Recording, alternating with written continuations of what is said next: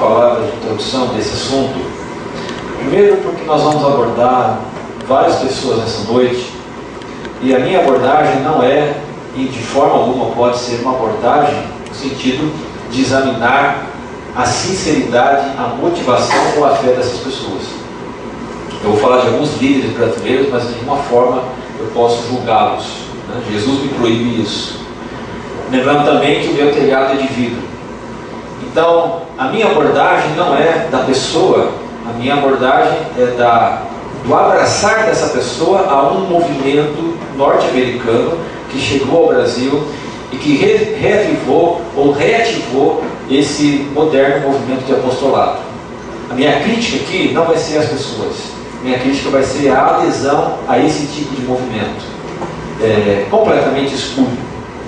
E hoje nós vamos falar basicamente dos novos apóstolos brasileiros, entendendo algumas coisas dentro da Escritura, basicamente do que é ser um apóstolo, ok? E para isso eu gostaria que você tivesse a sua Bíblia, ou abrisse a sua Bíblia, na primeira carta aos Coríntios, no capítulo 4, do verso 9 ao verso 15. Nesse texto, o apóstolo Paulo, aí sim, o genuíno apóstolo de Cristo, trata a respeito do apostolado. E aqui ele diz o que é um apóstolo, como se comporta um apóstolo, como vive um apóstolo, e o que ou a que está sujeito um apóstolo. É a partir da palavra de Paulo que nós podemos então ter um exemplo e um modelo do que seja ser apóstolo. Então, 1 Coríntios 4, do verso 9 ao 15, a Escritura diz assim: porque me parece que Deus nos colocou a nós, os apóstolos, em último lugar, como condenados à morte. Viemos a ser um espetáculo para o mundo, tanto diante dos anjos como diante dos homens. Nós somos loucos por amor de Cristo, mas vocês sensatos em Cristo. Nós somos fracos, mas vocês são fortes. Vocês são respeitados, mas nós desprezados. Até agora estamos passando fome, sede e necessidade de roupas.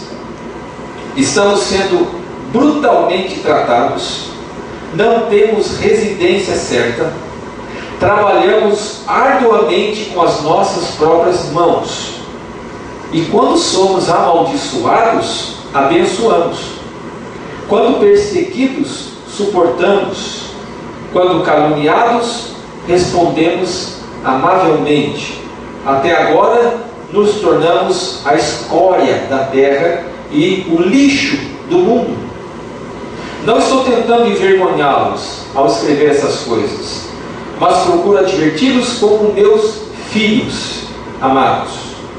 Embora possam ter 10.000 tutores em Cristo, vocês não têm muitos pais, porque eu, em Cristo, os gerei por meio do Evangelho.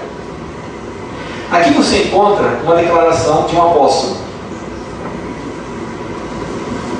verdadeiro apóstolo dos dias de Jesus. E é claro que a descrição do apostolado de Paulo não bate em nada com os novos apóstolos espalhados hoje no Brasil e no mundo. Quando é que tudo isso começou? Esse reavivamento do ministério apostólico. Tudo começou, queridos, há muito tempo, na América do Norte, lá pelo ano 1907, 1909, faz muito tempo, com um movimento chamado Movimento Chuva Serôdia. Esse movimento Chuva Serôdia era baseado no texto da Bíblia, texto de Joel, capítulo 2, do Velho Testamento, onde nesse livro de Joel estava escrito lá que nos últimos dias o Senhor derramaria do seu Espírito sobre toda a carne. Vossos filhos e vossas filhas profetizarão, vossos jovens terão visões e sonharão vossos velhos, até sobre os servos e as minhas servas derramarei do meu Espírito e profetizarão. Essa profecia de Joel, ela vai vai se cumprir em Atos 2, quando tudo isso aconteceu. No entanto, o movimento Chuva Serode estava profetizando que um novo derramar do Espírito viria futuramente, não só naquele momento de Atos, mas muito tempo depois, no século XX talvez, um novo movimento do Espírito Santo, trazendo de volta especialmente grandes maravilhas, curas e milagres, e trazendo de volta um ministério que já não havia, que era o ministério apostólico. Pela mão de quem Deus fazia muitos milagres, sinais e maravilhas, como fez através de Paulo. Muitos milagres. O apóstolo tinha essa capacidade dada por Deus de fazer coisas extraordinárias, coisas tremendas, curas tremendas e maravilhosas. E de forma que esse movimento Chuva Serode prometeu trazer de volta, através da ação do Espírito Santo, esse novo formato do apostolado. Esse movimento Chuva Serode começou a crescer nos Estados Unidos ao longo das eras, chegou ao Brasil, é defendido e pregado no Brasil através de muita gente, através de muitos cantores, e falam bastante desta chuva serôdia, que tocam chofar, etc. e tal, como eu já falei semana passada. E ele levou muitos pastores do Brasil a abandonar o título de pastores e passarem a usar o título de apóstolos. Parece que o título pastor já não é tão necessário, já não basta. É preciso ser apóstolo. E todo novo apóstolo, você vai perceber, ele tem uma caracterização tipológica. Todo apóstolo precisa usar o anel de apóstolo. Todos eles têm. E nesse ministério apostólico, o que conta são as curas e milagres e maravilhas na igreja. Um outro detalhe é que o novo apóstolo, ele ocupa uma posição superior a qualquer líder de outra igreja ou da sua igreja. Ele é superior a bispos, ele é superior a pastores, ele é apóstolo. Porque isso lhe foi legado como uma dádiva direta do Espírito Santo, sem intermediação humana. Esse movimento do qual eu falei, Chuva Serode, começou em 1907 e possui algumas ênfases. A primeira delas, chegaria uma nova época, onde o Espírito Santo demonstraria o seu poder de um jeito que o mundo nunca viu. Segunda ênfase, nem mesmo o tempo dos apóstolos teria visto tal movimento fantástico de grande manifestação do poder de Deus e do Espírito Santo. Terceira ênfase, surgiriam novos apóstolos. Os novos apóstolos iriam realizar mais sinais do que Paulo, Pedro e todos os outros reunidos, em maior número, em maior importância. Essa é a ênfase. Por isso hoje nós temos inúmeros apóstolos espalhados pelo Brasil, fruto dessa teologia da Chuva Serode. Agora, quando você olha para Paulo, para o modelo de apóstolo bíblico, você vai perceber que ele descreve no que consiste a missão apostolar.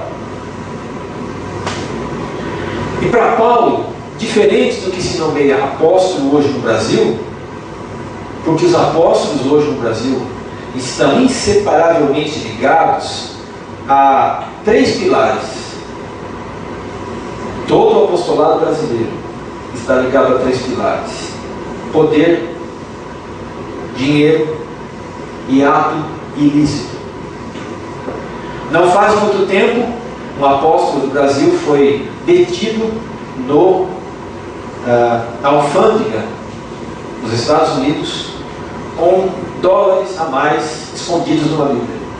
Ficou preso lá um tempão. Um apóstolo brasileiro com dinheiro a mais não declarado. Dinheiro, poder e ato ilícito. Esses são os pilares os quais se apoia o apostolado brasileiro. Agora, quando você olha para a palavra apóstolo na Bíblia, ela quer dizer simplesmente aquele que recebeu uma missão, o que recebeu uma nomeação, o que foi enviado para. Essa é a ideia do apóstolo. E aí, eu fico examinando essa palavra, queridos, eu fico percebendo que eu sou um apóstolo. Você é um apóstolo. Você é um apóstolo. Sabe por quê? Jesus virou para os discípulos certa vez e disse: eu, do mesmo jeito que eu fui enviado do céu, ele usa a palavra apóstolo, eu envio vocês ao mundo, para que todos que crerem em mim através de vocês também sejam enviados ao mundo. Ora, o que é um apóstolo? É uma pessoa que recebe o Evangelho, crê em Jesus e é enviada para o seu ambiente de trabalho, para a sua família, compartilhar Jesus com os outros. Simples. Isso é apóstolo. Não precisa de anel, não precisa de poder, nem dinheiro, nem ato ilícito para fazer isso. Todo mundo é apóstolo aqui. Ficaram contentes? Todos somos apóstolos. No sentido grego da palavra.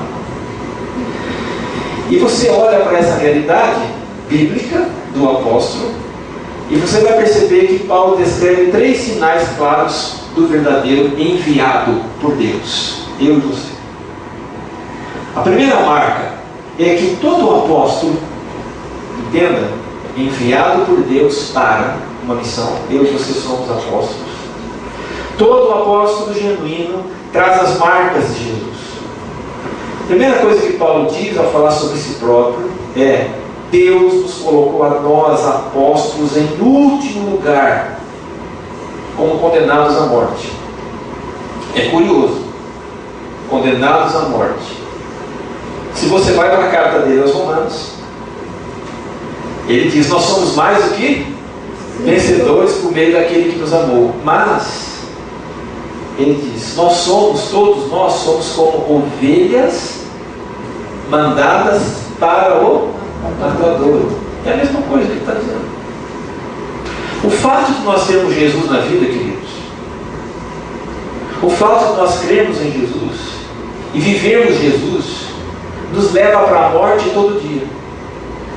Mas o que eu estou dizendo com isso?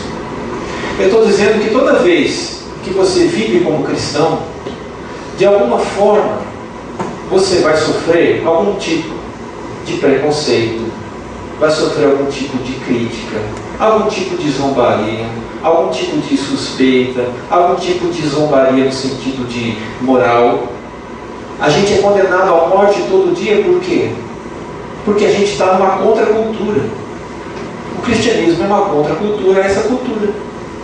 Uma cultura apegada a dinheiro, uma cultura apegada ao jeitinho, uma cultura apegada ao prazer em si, à individualidade. Você e eu não somos individualistas, nós somos solidários porque somos cristãos.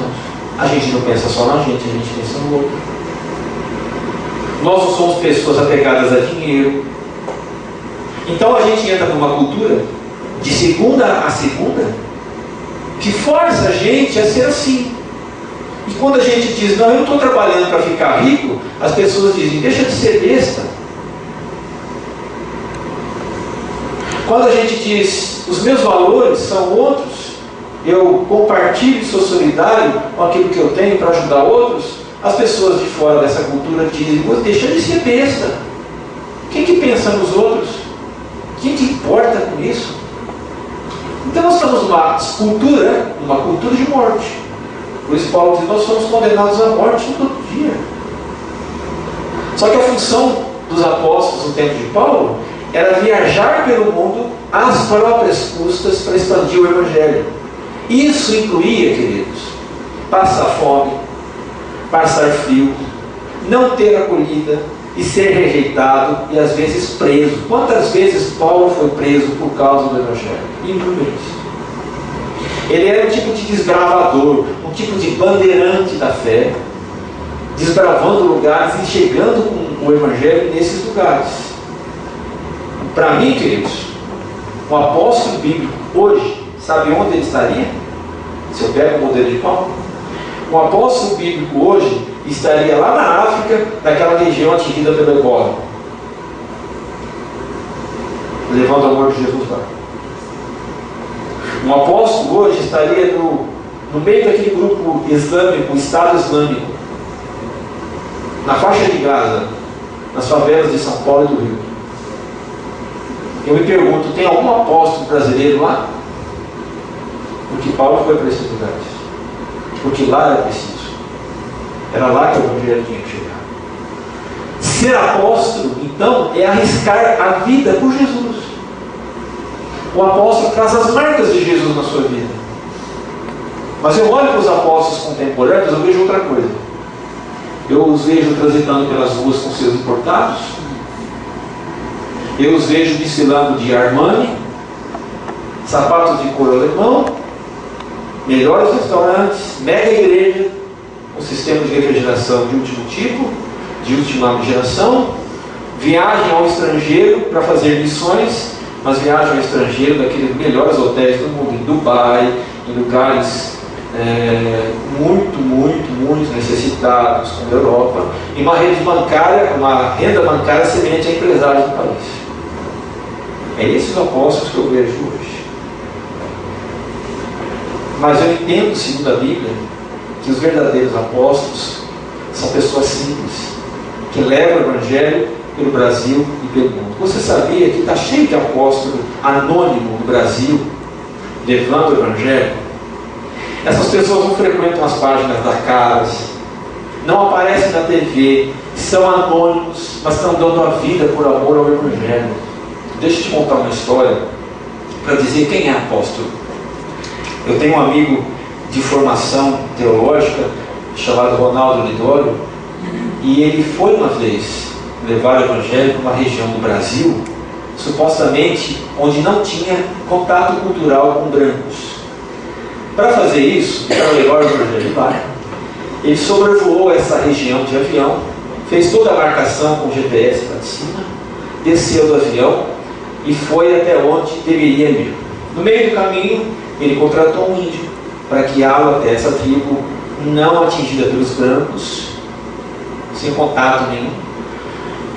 O índio foi até uma certa altura da região onde ele estava e disse: me desculpe, mas dali para frente eu não sei, não conheço nada, não me arrisco. Ele contrata um outro índio que dali para frente vai. E ele chega então àquela região. Quando ele chega àquela região, ele se depara com uma coisa absurda, impressionante. Há uma clareira enorme ali, várias árvores já foram derrubadas e há uma abertura enorme no meio da mata. O índio que vai com ele se aproxima, percebe que os índios não alcançados, que não tiveram contato com o branco, estão lá, não são hostis. O índio se aproxima no dialeto dele até o outro que está lá, que é não alcançado, diz: você fala português? Se você fala português, pode falar que a gente entende. Ele diz: não é possível. A FUNAI disse que essa pessoal aí não foi visitado pelos brancos. O que está acontecendo? E a conversa rola, e a pergunta diz: por que vocês derrubaram esse monte de árvores? É que nós vamos montar uma igreja aqui. Como igreja? Como assim igreja? Mas vocês falam português? Quem ensinou português para vocês? Quem ensinou português para nós foi o seu João. E quem trouxe o Evangelho para vocês? Foi o seu João. E vocês vão montar uma igreja? Não, uma não, essa é a sexta. Nós já temos 6. E aí a conversa vai: quem é esse seu João? Ele mora lá naquela casinha. Vai lá. Desce uma ribanceira em cima de um barco suspenso nas águas, né? Aquela casa suspensa nas águas. Ele vai lá, conversa com o seu João, que mora com a esposa e 3 filhos pequenos, naquela casa improvisada, almoça com ele. Diz: seu João, como é que é isso? Ele disse: não, missionário, eu morava num lugar longe, lá em Manaus, não estava dando nada lá, não estava dando peixe. Eu falei com minha família: vamos embora, vamos pegar o barco, vamos descer o rio. Onde parar, a gente para, mora lá e pesca. Cheguei aqui, começou a dar certo. Comecei a pescar bastante, estou ganhando meu dinheirinho, e aproveitei para ensinar português para os índios. Aproveitei para levar o Evangelho para eles. Hoje nós temos 6 igrejas que eles mesmos começaram por causa do Evangelho. Então esse amigo vira para todos nós e diz: esse é um apóstolo. Como é que uma pessoa leiga faz um negócio desses, chega num lugar onde ninguém fala a sua língua, prega o Evangelho, começa 6 igrejas novas, não ganha dinheiro em cima disso, e traz o Evangelho e muda a vida das pessoas. E a pergunta final para o seu João: o senhor não tem desejo de dar uma vida melhor para os seus filhos? O senhor está no meio de ensinada com os seus filhos? Ele diz: eu estou dando a melhor, eu estou dando o melhor presente para os meus filhos. Eles nunca mais vão esquecer o que é que tem valor na vida. Isso é um apóstolo. Isso é um apóstolo. O apóstolo vive e dá a vida por amor a Jesus. A segunda verdade de Paulo é que o apóstolo, ele tem consciência de que ele é simplesmente um pecador, nada mais. Paulo diz assim na sua carta: até agora estamos passando fome, sede e necessidade de roupas. Estamos sendo tratados brutalmente, não temos morada certa e trabalhamos arduamente com as nossas próprias mãos. Para Paulo, se alguém quer ser apóstolo, tem que trabalhar para ganhar o seu dinheiro e não viver do dinheiro dos fiéis. Apóstolo que vive da doação dos fiéis não é apóstolo, porque Paulo diz: eu sou apóstolo, passo necessidade, mas eu trabalho com a minha mão. Ser apóstolo não é ter um meio de vida lucrativo, porque a última coisa que a Bíblia promete a quem quer servir a Deus em tempo integral é isso. Se você olhar para as promessas e para as palavras de Jesus em Mateus 8, ele vai dizer exatamente isso. Eu quero aprender com você, porque ser apóstolo não significa ficar rico com as ofertas do povo, ganhar dinheiro com a fé dos outros.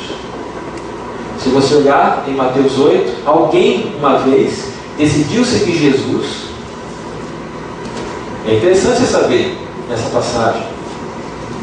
Mateus 8 diz assim: então um mestre da lei, um doutor da lei, um professor de religião, que era pago, ganhava bem porque era professor de religião, ele se vira para Jesus e diz: mestre, eu te seguirei por onde quer que fores. Jesus respondeu: as raposas têm suas tocas, as aves do céu têm seus ninhos, mas o Filho do Homem não tem onde reclinar a cabeça.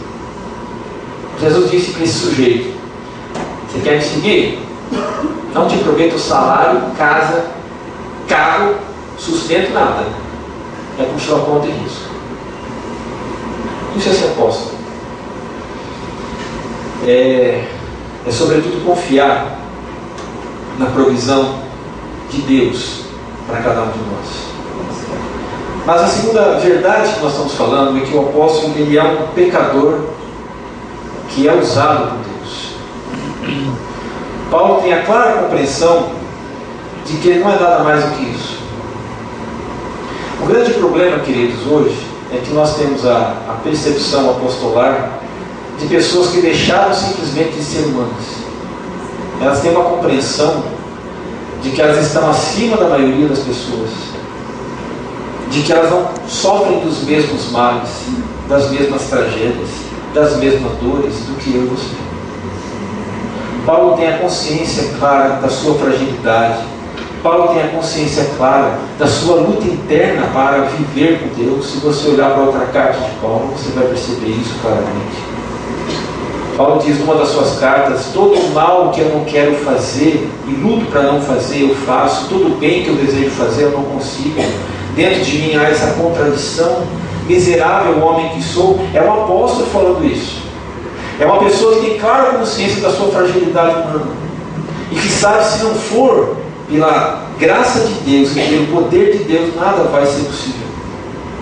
No entanto, quando a gente olha nesses modelos contemporâneos de apóstolo, a gente vai perceber que não é nada disso que a gente assiste.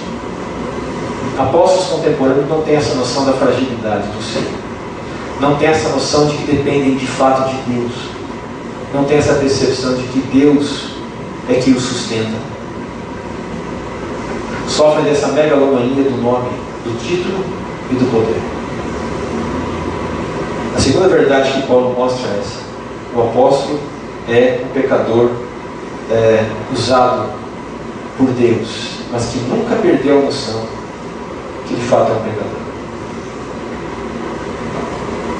A terceira verdade que a gente olha para a carta de Paulo e percebe é que o apóstolo é uma pessoa inteiramente dependente da ação de Deus e não das suas capacidades. É uma pessoa que depende muito mais do fruto do Espírito do que do dom do Espírito. É interessante quando você observa isso nas cartas de Paulo. Se você olhar principalmente a primeira e a segunda carta aos Coríntios, você vai perceber nitidamente que Paulo começa a falar no capítulo 12 de 1 Coríntios sobre todos os dons do Espírito Santo com os quais Deus abastece a sua igreja. Ele fala dos dons espetaculares, daqueles dons de cura, daqueles dons de línguas, e dos dons não espetaculares como misericórdia, ensino e tantos outros.